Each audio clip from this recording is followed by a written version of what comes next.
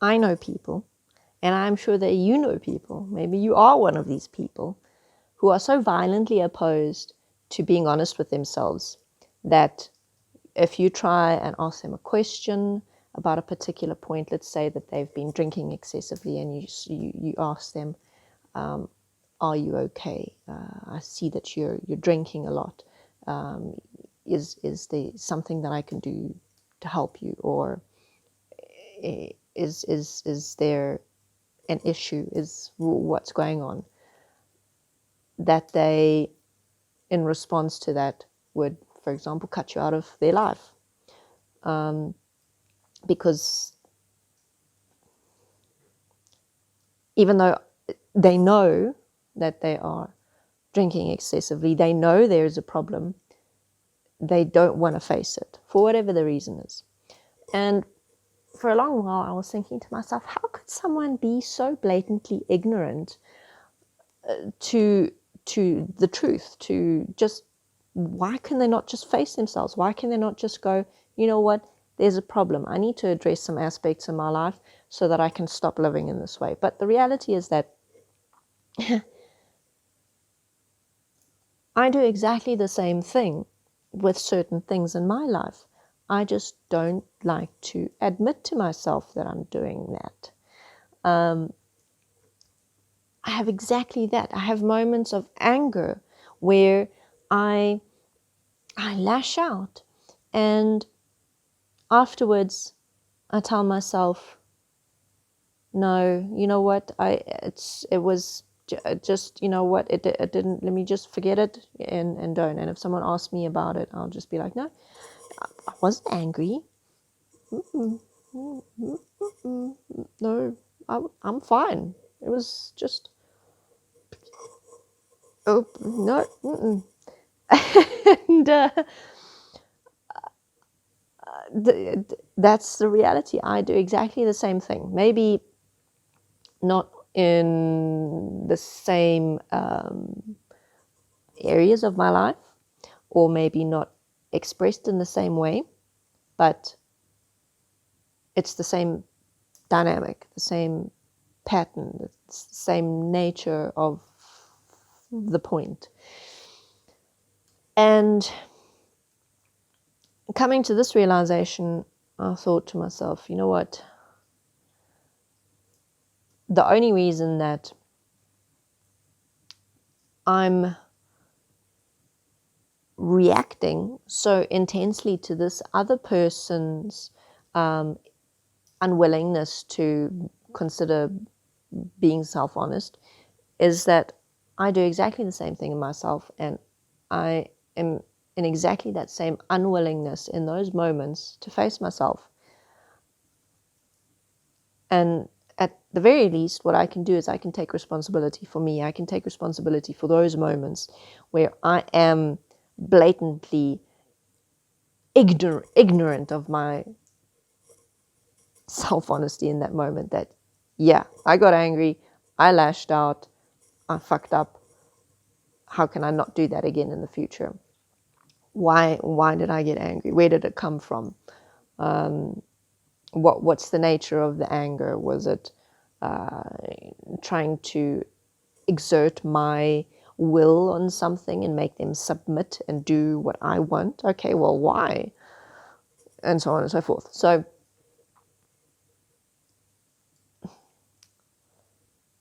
the reality is that there's nothing we can do about other people's lives. There's nothing we can do about other people's choices. We can be there to support them.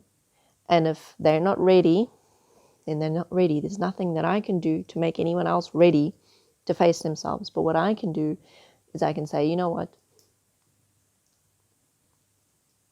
This is how I've lived. I'm busy dealing with this point right now. It may not be present in this moment right here, right now, but I know that the next time that it comes up, when that particular pattern activates, I want to address it differently.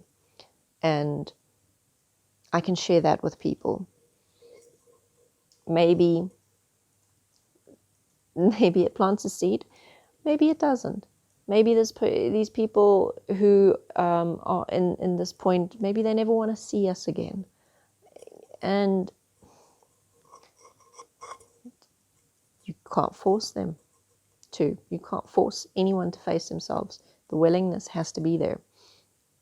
So what I am practicing in these moments of seeing another person who's living this point is to practice doing what I can to support, doing what I can to show them that I will support in any way that I can, stopping myself from judging them, addressing the reactions as they come up, because that judgment and those reactions are not going to be supportive, and resonantly the other person is going to pick up on them and they're going to react to them, and it's going to drive them further away. So I have to be clear in who I am. And if I'm not, then I must rather pause for a moment and get myself clear before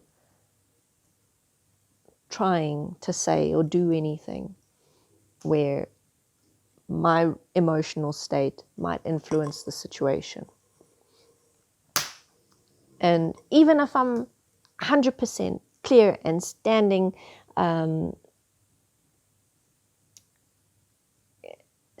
stable and no judgments, no reactions, if the other person still is not in that space of being willing, I have to be able to breathe, let it go, and just know that if they ever do decide that they'd like my support, I'm here. If I can help, I will help. What will be, will be. And that is a very challenging point for me. I'm a little bit of a control freak. Just a little bit. And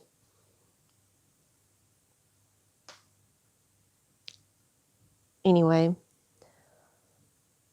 that's my challenge to face. And it's up to me to be willing to face that challenge. It's up to me to be willing to breathe and let go in moments where I've done all that I can. And I just need to let go. And this doesn't mean that I don't check and that I don't ask myself questions and make sure that I've done everything that I can, and maybe test doing different types of things that may or may not be effective. But when I know, when I've checked and I've confirmed that I've done everything that I can, then it's just, all right, let's practice letting it go. So when there's someone in your life you're reacting to, whether it's this particular point of them making choices that are self-destructive or them doing something that you're reacting to, first step, take it back to yourself. Why are you reacting? It's not about them. It's about you. It's about your relationship to whatever dynamic they represent to you. First address yourself, and then you can stand as a point of support. And if you're not ready to stand in that point of support yet, that's okay. Rather focus on getting yourself okay rather than making a bad situation worse or burning bridges. Right, thank you for watching. You're going to see me next time.